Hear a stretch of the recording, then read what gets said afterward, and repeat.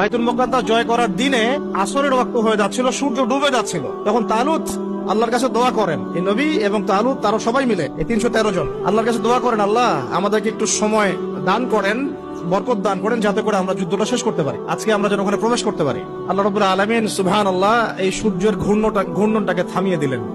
এখন আসুন, ইউশা বিন নুনের আন্ডারে তালুত সেনাবাহিনী নিয়ে এগিয়ে গেলেন বাইতুল মুকাদ্দাসের পনে।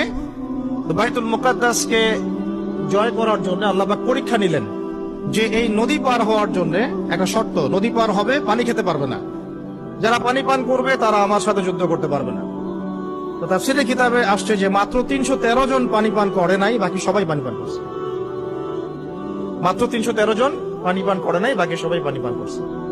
এখন তালুত এই 313কে নিয়ে এগিয়ে গেলেন বাইতুল মুকাদ্দাসের দিকে। যুদ্ধ চলতে লাগলো। যুদ্ধের মধ্যে দাউদ আলাইহিস সালাম ছিলেন সেনাবাহিনীতে একজন।